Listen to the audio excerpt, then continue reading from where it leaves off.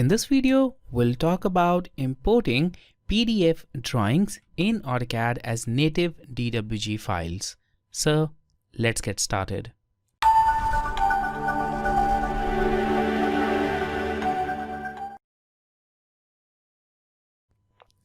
Now, before we start importing the PDF file, there are a couple of things which I want to mention here.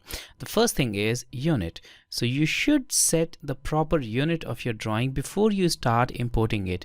And in this case, I am importing a PDF file where the unit is in inches. So I'll use the appropriate unit here in this blank drawing. So I'll just type UN for unit and I'll press enter.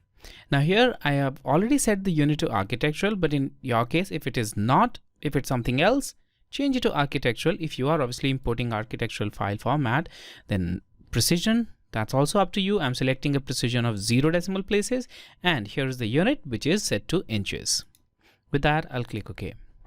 Now the next thing is the tool which I'll be using here, and that tool is called PDF import, which is on the insert tab. So on the insert tab and import panel, I have this PDF import tool which I'll use for this. Now this PDF import tool was added in AutoCAD 2017. So if you are using older versions of AutoCAD, you won't find this tool there.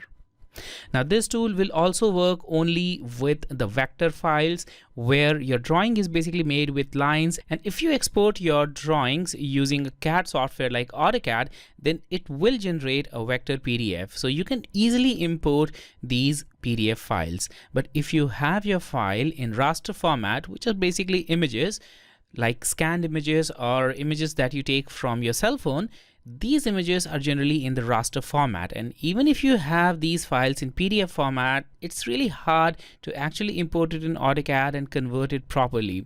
But still, there is an option that you can use, and that's called XREF. So you can actually import these images or these PDF files which are in raster format using this attach option. Now I've explained this as well using another video. The link to that video is right here. Now let's import the PDF file, and I am using this sample PDF file. Now this PDF file looks like this. Here we have this, and also we have all of these layers inside this PDF. So I'll go to my AutoCAD and I'll select PDF import and I'll click here. Now locate the file, which is this one, and I'll click open. And now we have this import PDF option. So before we hit the OK key, let's see what are the options that we have here. So the first option is location. So where do you want to import it? In this case, you can check this box or uncheck it depending on your preference. I'll keep this thing checked because I want to specify an exact location where I want to import this. Scale, I'll leave it at 1. But if you want to see the actual scale in which your PDF file was exported, then that scale is right here. It's exported on a PDF scale of 1:89 on this paper size. All right, the next thing is the data which you will be importing. So in this case, we are importing vector geometry. Also, we'll import solid fills. Solid fills are these hatches. So we'll import that. We'll also import true type text. So true type text is generally the native operating system text like the Arial font and Times New Roman. So these are all true type text. Then we have raster images. So if you have images, the pixelated images, the images that contain pixels, then you can select this checkbox to import these as well. So in this case, I'll keep everything checked here. Now the next thing is layers. Now if you want to use the layers which are in PDF, then check this first radio button. So basically this will import the PDF layers, the layers which are in your PDF file, but it will prefix it with PDF text. Now, if you want to create new layers for different objects like dimensions and blocks, then you can check this box. And if you want to import everything on single current layer, then check the last box. In this case, I want to import my PDF layer, so I'll select the first option. Now, about the options. So if you want to import this geometry as a block, check this box. In this case, I'll uncheck this. If you want to join line and arc segments which are within a specified tolerance value, then check this box and it will just connect all of these lines and arcs and other segments into polylines or other closely resembling geometry. Now, if you want to convert these solid filled areas into hatches, then check this box. If you don't check this box, then the solid filled area will be imported as a 2D solid, more like regions. But if you don't want that, if you just want to import these kind of areas, solid filled areas as hatches, then check this box. Also, if you want to import line weights, then check this box. And finally, if you want to import lines which are collinear and kind of like dashed lines, then check this box and it will import it with a brand new PDF import line type. So I'll just keep this unchecked for now. And with these options, I'll click OK and I'll specify a point where you just want to import it. And this is the size of PDF. So I'll maybe just click close to this origin and it will do the magic. And here we are. Now the drawing is added here in our current view and everything is converted to native DWG file format instantly. Now let's analyze the things that we have here. Now in this case, if you have ellipses, these ellipses will be converted into 2D polyline, spline or ellipse depending on the kind of data with which it is stored in PDF. So if it is stored with the ellipse type, it will be imported as such. Now objects such as dimensions, leaders, hatch patterns and tables are imported as separate entities as if they are just exploded. For example, here you can see we have dimensions, but if you move your cursor close to this, well, this isn't text, rather it's a polyline. Also, this thing is a separate polyline and this one is a hatch pattern. So in this case, everything is separate. So these things are not imported as dimensions. Also, if you move here, which is basically a hatch pattern, it's not added here as a hatch pattern, rather it's just a polyline.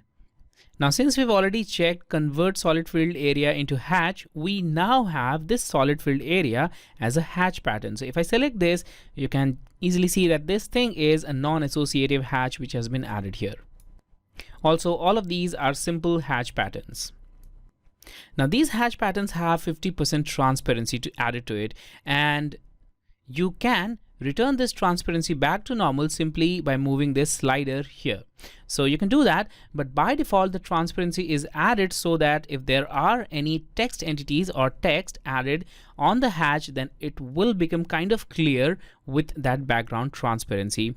So in this case, I'll just check these hatch patterns and I think this is the only one that remains. All right. Oops, I'll just do that one more time. Here we are, this, and here we are, and I'll just dial it back to 0. All right, so we have the 0 transparency value here. Now, about the text, if you have true type text, for example, here we have this thing which is true type text, then that text will be added as well true type text. So we have mtext here. If I double click, the text editor will show up and you can see the font with which it is made. So true type text is imported as such. But the SHX font or the SHX text is not imported as text entity. For example, here we have a text called raised floor, and if you just hover your cursor, look at this, it's added as a polyline. Similarly, we also have text here, but that's also added as polylines. So we can still convert these entities into actual single line text. And to do that, I'll just go to this recognize SHX text option on the import panel. So I'll just select this, and now I'll select the text that I just want to convert. So I'll select this raised floor. I'll also select this conference room too, and I'll press enter.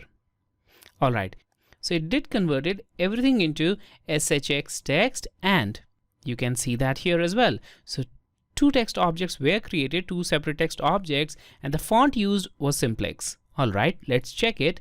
So now this is NM text. If you double click, it's going to show that, and the font is simplex now. If I double click here, once again, that's simplex and that's converted to text. Now, sometimes this tool will not work. Even if you try converting it into single line text, it won't work. In that case, you have some options, like you can go to this recognition setting and change the conversion threshold. So that's the first thing which you should change. Now, by default, this threshold is set to a higher value like 90%. So generally with that threshold, you may not find 100% conversion. So when that happens, you can simply drag it down to maybe 20 or 30%, and then that will increase chances of text conversion. Now, another thing that you can do here is check more boxes here. So these are all the SHX fonts, and I have selected 4 of these SHX fonts. So in this case, it will just match your existing geometry with these selected fonts. So if you feel like your font is not among these checked lists, then you can check more of these boxes, and that will increase chances of conversion of geometry into text. So with these settings, just click OK, and if you still want to just convert anything which is not yet converted, select the text and it will be converted into the SHX font. I'll simply press escape because I have already converted these things into the real text. Now, the drawing which is added here is generally true to its scale. So in this case, you can see the dimensions, and if you want to check if your drawing is added with the proper scale, then you can use DI. So I'll just type DI, I'll press enter, and here I'll just maybe check this dimension. So I'll just click here and here. And as you can see, the distance is 9 feet 1 inch, which is basically what it should be, 9 feet 1 inch. So here in this case, the drawing is added on proper scale. But if for whatever reason your drawing is not added with the scale that you need, and if the dimensions are not correct, then you can make that correction using the scale command. Now for that, I'll first have to change its current scale, and I'll just go to home and I'll just use a random scale. I'll select it all, I'll press enter, maybe any point, and I'll just change it to any random scale. Now with that, if I check this length, that should not match. So I'll just type DI and I'll click at this point and then I'll click here. And that makes it 20 feet 11 inches, which is basically not what it should be. So it's just 9 feet 1 inch. Now in this case, if you want to fix the scale, then use this scale command. So I'll go to scale. Now select the object. So I'll select it all and I'll press enter. Now you need to specify a base point. In this case, I'll select the base point here. So just select a reference dimension. In this case, I'll select this as the reference dimension and I'll select this as the base point. And now on the command line, we have an option called reference. Click on it and specify the reference length. In this case, I'll use this line as reference length. So I'll just click here and I'll click here. All right, that's the reference length. Now, how long this line should be? As you know, this line should be 9 feet 1 inch. So I'll just type that 9 feet 1 inch and I'll press enter. And the scale has been reset. So if I type DI now and if I check it again, it is once again 9 feet 1 inch. And not only that, if you check other dimensions, then these dimensions should also match. So if I type DI and I check this dimension, that's 9 feet 8 inch. So all the other dimensions will also match. And that's how you can fix the scale of your drawing as well. But no matter what you do here, precision will be lost in this transition. So when you import a PDF file into AutoCAD, the transition is not 100% perfect because the PDF files are saved with lower precision than DWG files. So when you import these files, the PDF files in AutoCAD, that variation in precision causes loss in the actual precision in your drawing.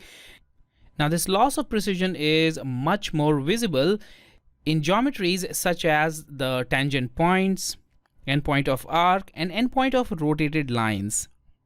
Also, in case of large assortment of objects, for example, if you have multiple points, just like a map, there it's highly likely that you will lose the precision because all those coordinate points won't be translated as is without any loss of precision. Also, if your PDF file is saved with very low DPIs or dots per inch value, then also you will lose precision. But for general drawings kind of like this, the loss of precision is not very significant and you will find a really great transition between PDF to DWG.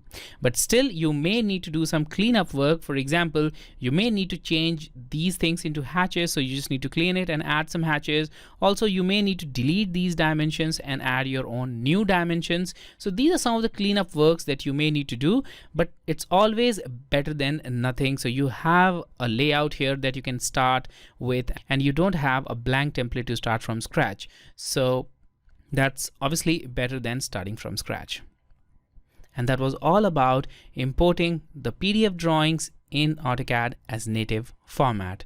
If you liked this video, don't forget to share it, and I'll see you soon in another video.